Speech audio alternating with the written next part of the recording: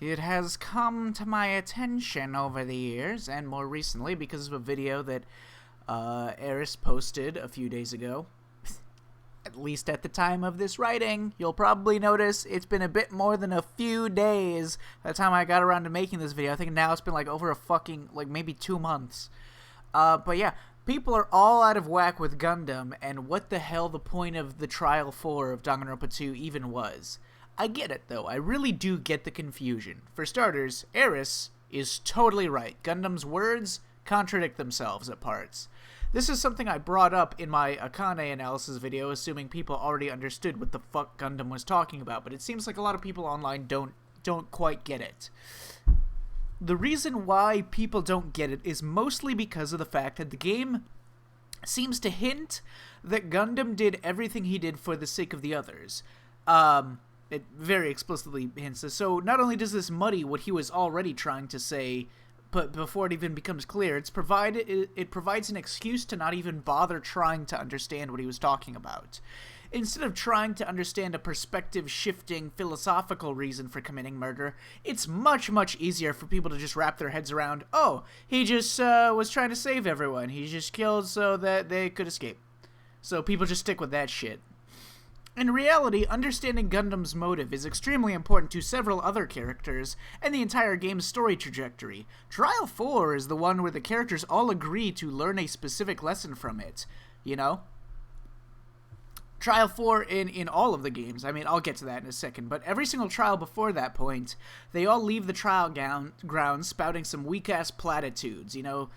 Forced optimism. They all say, oh, we have to do our best, and such, but they obviously don't understand it or believe in it. Trial 4 solidifies the remaining survivors' mentality and creates our core finalists as they fight against Komaeda in Chapter 5. In a basic sense, a lot of people seem to weirdly forget that murder was absolutely required in this case. People either say Gundam just sacrificed himself for the group or that he was a selfish killer. This could be because they don't agree with Gundam's philosophy, and that's totally fine, obviously, but I think most people just don't understand what he is literally saying. Monokuma was killing them. They were going to fucking die. Every last one of them. Someone had to commit murder. This is a super self-defense-esque situation, even more so than is normal in these games. These people are all stuck in this place, held at gunpoint, told to kill each other. It's hard to call them selfish just because they do something they are heavily coerced into doing. This place especially. In the funhouse, the choices were everyone dies, or someone commits murder. Monokuma can absolutely do that in this game. Don't forget, Danganronpa 2's Monokuma is not trying to be fair. His only goal is to kill as many of the students as possible, and to fuck around and waste time. That is literally his objective. He can totally starve them all to death if he wants to. Pretty much automatically, murder is the more ethical choice. Someone committing murder will result in more survivors, even if it's just the murderer who survives. Better than everyone dying. People who call Gundam selfish, I cannot even begin to fathom. Now the question is, of course, who will die? There are two ways of getting out of the funhouse, basically. In theory, you can have someone commit suicide purely to save the others, or you can try to murder someone else and attempt to win the game. This is hinted at when Komaeda suggests that the fourth trial in DR1 was a suicide case with Sakura, for which there is a statue of her in the funhouse. No matter what, either someone has to agree to die or someone has to try to win. So, one could argue that it is morally correct to volunteer to be the person who commits suicide, but obviously that's a hard ask, man. We can't expect that from normal people. It's not immoral just because they don't want to die, you know? But is it immoral to try to win the game and kill everyone else? It's obviously necessary for someone to do this, but does it make that person immoral if they try to kill everyone else? What does Gundam have to say about the world? Now, Gundam's philosophy that he describes is extremely similar to Kantianism, so I'll use that as a basis. Kantianism is an individualistic philosophy. The logic behind Immanuel Kant is that for something to be considered ethical, it has to protect the human species, and it has to protect human happiness, roughly. It's not strictly, he has to protect, like, truth. Like, the right for humans to seek out meaning in their existence. Kantianism is part of a very rigid body of philosophy known as moral objectivism, where it places logically defined, hard and fast rules with no moral ambiguity to them. In order to erase ambiguity and complexity, Kant also describes that anything you do, you have to judge it ethically based on what would happen if every person in the world were allowed to do that same thing at the same time. If you commit suicide, and everyone else in the entire world committed suicide with you, the human race would disappear. Therefore, it is the most unethical thing you can possibly do, according to Kant. I don't think Gundam follows those exact logical pathways to reach his conclusion, but his mentality is extremely similar to that of Kantianism. In Kantianism, and many other individualistic philosophies, selfishness is moral. It is ethical to be selfish. Like, if you have everything, and others have nothing, and you don't help them out, you're still probably an asshole. Kant wasn't just like, oh yeah, pure selfishness and not helping anyone else is great, guys. Never help other people. No, it is morally right to help other people. It is morally right to make the world a better place for everyone. The point of it is, life is inherently unfair. It can't be perfectly balanced. If we say that people are allowed to believe what they want to believe, to find their own answers and their own meaning, there will inevitably be conflict. That is just unavoidable. Therefore, if we give people freedom to be their own people, we have conflict. What happens when there is conflict? Should you side with others or yourself? If given no other option, you must prioritize yourself. There are stories like The Lottery, the classic story that showcases this individualist mentality. Society can be great for the majority, but randomly every month or I forget the time frame for the lottery, but maybe it was every day, but one person is chosen by a lottery and brutally killed. This is the best outcome for the most amount of people, right? Their society flourishes, but whoever loses the lottery dies. If you're the person who gets picked, it's not a good system for you.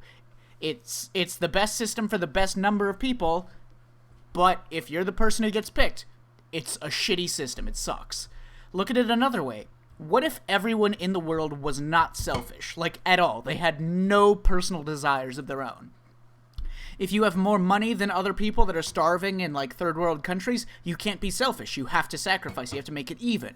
If you have time that you spend relaxing, but you could have spent volunteering and helping like animals or other people or anything like that, that's selfishness. It doesn't mean it's evil. Everyone in the world would just sacrifice everything for everyone. You can't pursue your dreams. You can't engage in things you like, things that make you feel good, things that you want to do. You can't have anything to yourself. You exist simply to serve a bunch of other people, and those people that you're serving also exist just to serve other people. With a society built on no selfishness, you're all just a bunch of cogs in a wheel. You're just little robots that create nothing. No happiness, no passion. But on the other hand, if you try to make your life better, if you try to do what makes you happy, what makes you feel fulfilled, then by that logic, if everyone else in the world did that same thing, being cooperative most of the time, helping everyone else as much as they reasonably can, but still at the end of the day pursuing their own dreams, their own goals and wants, then there will still be some conflict, but life will have meaning. People are allowed to be happy. People can be what they want to be. In these philosophies, selfishness is absolutely the moral and ethical responsibility of people to promote human happiness worldwide and encourage people to seek out their own happiness. In real life, most people already engage with this belief, even if they don't realize it. Most people encourage others to take personal W's, to engage in self-care and stuff like that. Most people engage in selfish lifestyles, selfish actions. They don't give 100% of themselves. We live through our own eyes. We don't live as a hive mind. We can't judge the cosmic value of society as a whole becoming more even or more advanced. But we can perceive when we are happy. Perception is built around the individual. In my opinion, as someone who agrees with Kant, individualism is clearly the most logical way of looking at meaning and morality in life. In this case, it's just really that life is unfair. The situation they're in is unfair. Someone has to die here, in this funhouse. It's not fair, but it has to happen. As a person, you have a moral, Kantian individualist duty to look after yourself. If you don't do it, no one else should have to look after themselves either. The species would devolve, and it doesn't encourage human happiness or meaning. If you had to kill someone to survive, and you want to survive, you have a moral duty to try to be the one who lives. But the same is true of them. They also have a moral duty to try to survive. For the other person, the moral choice would be to kill you. You're both in the right because conflict is unavoidable due to the inherent unfairness of the reality. Now, Gundam also approaches this topic by bringing up humans as animals, as he would be one to do. Now, animals couldn't have evolved into humans or thrive at all without selfishness. Selfishness drives competition, Darwinism, limited food, other shit. The stronger animal will win and live on. Danganronpa actually has a pattern of comparing humans to other creatures as a means of making commentary on the human condition. Like when Monokuma asks why humans are the only creatures who tell lies in V3 and other parts. Gundam says that humans are arrogant compared to other species because they don't value life enough. And again, he could very well be right. Like, it is arrogant of humans to casually toss life away. You have no idea how terrifying death could actually be. Death is a complete unknown. Will there be some sort of afterlife? Will you just stop having a perception of anything because your brain just shuts down? You only know life through your brain, through your perception. And that perception will cease to exist. You, as an individual, will cease to exist. You will not have memories anymore. You will not have your existence anymore. You should, as an individual, fear death more than anything in the fucking world.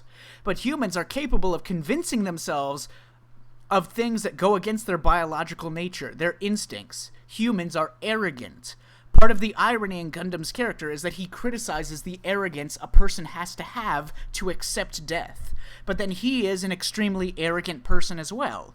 He is a very prideful person who commits his crime largely due to that arrogance, and also accepts death because of his weakness, his humanity, his arrogance. He is a human as much as he doesn't like that fact.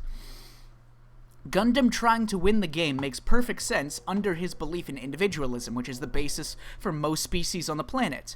For the species to thrive, competition is a must. The individual must try to be the winner. It's the only logical choice.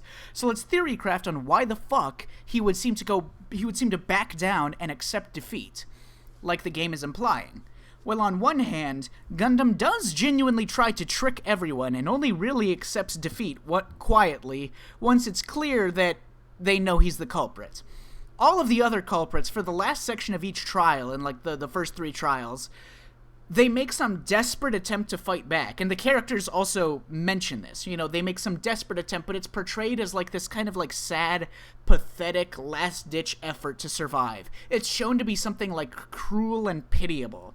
Like, Monami says it 100 times in DR2. When the killer makes some bullshit, like, last-minute counter-argument you have to disprove, and it's not a real... Like, they're obviously the killer by that point, but Monami says, "This is just too cruel. It's such a sad defense." That kind of stuff. That's the only part the Gundam did not do. He really did try to trick everyone and kill everyone. He understands the relative fairness and accepts that, just like he tried to kill them. They can kill him if he fails. He understands the brutality of life. But the others kind of imply that Gundam was all along trying to do something for the benefit of the group, and we'll have to talk about that. There's other evidence that suggests this. Gundam's pride and anger at being insulted is very telling near the end of the trial. He throws an anger fit. He throws a temper tantrum when Hajime says that Gundam killed Nekomaru without fighting, because it insults his pride. He in the same way, Gundam saw everyone else as insulting life itself and insulting his own values by how they had all given up. He says that in his final post-trial. The group was beaten down in the funhouse. They were all in denial. The despair from each previous chapter kept adding and adding. Hajime said he'd rather they all die than continue to play the killing game. The group was in bad shape, physically and mentally drained. They all just kind of gave up because they wanted to avoid conflict. Gundam wanted to slap them up their faces and prove to them how stupid they were all being. The trial starts with them all getting fired up to find the evil killer, and Gundam fixes everyone's understanding of their situation. There is no blame to be found in selfishness. It is the game that is unfair. Each person needs to do what they can to keep living. Just how Sakura wanted her death in DR1 to unite the group and teach them a valuable lesson, so did Gundam, and another Chapter 4 parallel throughout the entire game. Like in V3's case, this parallel is the fact that in Chapter 4, Oma wanted to prove to Kaito that his belief and his faith in people was flawed, which is why Saihara notices that so much of the trial is Oma egging on Kaito specifically, where it was Oma who wanted to teach the others, but more specifically Kaito, that lesson, just like Sakura wanted to teach them a lesson, a positive lesson, and Gundam wanted to teach the remaining survivors this lesson. And that was his goal in structuring this case. This is what Akane learns from this chapter and how she grows from it. She commits to living life, to not just living until she dies, like Gundam said, to not be afraid of the cruelty of life, to accept that it's unfair and that bad things will happen, but that's just what it means to be alive, and you have to do what you can to make it work, as opposed to Akane's previous carelessness and callousness towards life, as well as her lack of sentimentality when it came to the deaths and lives of others. Life has pain, that's just a part of it. You can't ignore it and walk away from life because it's unfair and shitty and painful stuff happens sometimes. Just like in DR1, this chapter and this message is what unites the remaining survivors, except for Komaeda, obviously. They're no longer afraid of hurting each other or helping each other. They'll tackle life together, and if something forces them to conflict, then so be it. I mean, Akane, especially, can't really criticize Gundam for being selfish. Akane has been selfish and self-centered the entire game, to the point of getting Nekomaru almost killed because of it. Gundam has a very similar upbringing to Akane. They were both poor. Growing up, they didn't have a lot of close relationships. They were neglected by members of their families.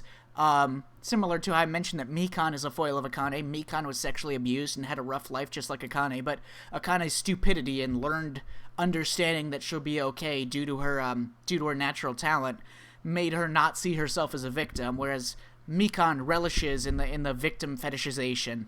Mikan wants attention and companionship and obsesses over it, whereas Gundam finds human relationships difficult to relate to and uncomfortable to be around. But he is still lonely. You know, Akane is just hyper unsentimental and doesn't want to grow close to people, whereas it's heavily implied Gundam rejects close bonds because, like, his mother died, which is similar to why Akane is unsentimental. Trial 4 unarguably is saying something about that sentimentality. Clearly, a major takeaway at the end of Trial 4 is Akane's acceptance of sentiment towards both Nekomaru and Gundam, accepting that bad things happen but not living in fear of it. Bad with the good, living for their memories and such, whatever. The suggestion in terms of Gundam's message could be something along the lines of he committed his crime and tried to express this message because he was sentimental and had developed a fondness for his friends. Or it could be that they all, Gundam included, need to. You know, after all, there are plenty of times where Gundam wants to take some sort of social plunge, like he wants to be included or invited, but instead he continues to, like, verbally reject the others and insist that he's good on his own.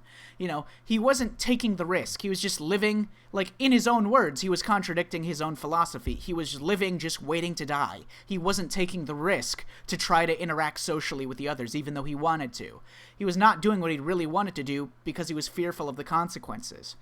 I think Weeby's analysis video of Gundam is mostly accurate, at least until the Trial 4 stuff, but one thing I think is missing from it is the meta aspect. After all, in this universe, this game, this series, people are born with their talents. They don't live lives that lead to their talents, they are born with their talents, and those talents shape their lives, just like with Akane and Komaeda and such. We have to assume that Gundam was unique from birth in some way that lended him to being the ultimate breeder. He was always gifted with the ability to speak to animals, let's say, or perhaps his real talent is something a bit more disconnected from his ultimate title. He was born with a greater connection to animals than to people. He talks about poison in his body a lot, and most likely he's referring to being born a bastard child. But if he's like the rest of the cast, he probably had some special ability or some unique aspect to him from a young age beyond that. So like I said, Gundam's contradiction can be explained in this way. Why did he try to survive but also sacrifice himself. He contradicts himself. This can simply be because people contradict themselves. He likely wanted to survive, he likely believes all the things that he said, but he also likely wanted the others to live and he wanted to teach them something, partly out of care for them, partly out of anger at their insult to his beliefs and his pride, you know? But I think the main idea here is the idea that Gundam is a human who wants to be an animal. Gundam talks to animals, he spends more time with animals than with people, he's antisocial and doesn't really like humans. Not only that, Gundam has a lot of dialogue in the game about how this is only his temporary form. He refers to other people as humans. The very term Devas, for Four Dark Devas, the word Devas literally means anything better than a human. That's what the term actually means. He feels disconnected from his human body, and he fantasizes that he doesn't have to be a human. He sacrifices himself to teach the others a lesson because of his pride, his arrogance, overriding his belief to trying to live. He criticizes humanity. He says that this is the fatal flaw of humanity, but he is a human. Therefore, he is subject to these fatal flaws. Logically, he was describing himself as well when he was criticizing humanity. Before he dies, he once again proves his connection to animals. He shares a close bond and speaks with his hamsters and says that he is only a temporary visitor in this world. He's a soul who was trapped in this human form, which gave him these human weaknesses that he's describing. And that's why his arrogance, his human arrogance, got the better of him here. Anyways, that's all I got for you today. I think a lot of people really struggle to see selfishness as necessary and moral, even when the situation literally demands for it. Take like the marble game from Squid Game, for instance. I watched a lot of people talk about it in React viewers to get a feel for how people were consuming that media, and all over the place people were blaming and getting mad, getting angry at Sang-woo for tricking Ali, or getting mad at Kyun for tricking Player One. But like, if they hadn't, and their opponent had beaten them instead, then their opponent would have survived, and they'd be the one who died. Then the other person who took the last marble from them and let the other person die would just look like an asshole too. One of them had to fucking die, bro. You know, it's just how it is. It isn't more fair or moral either way. Why would it be moral to win and kill someone who doesn't want to die just because it followed the rules set in place by the game? Either way, they're all trying to survive, which means they're all trying to kill their opponents. It's not the person's fault that they have to kill each other. Selfishness is not immoral.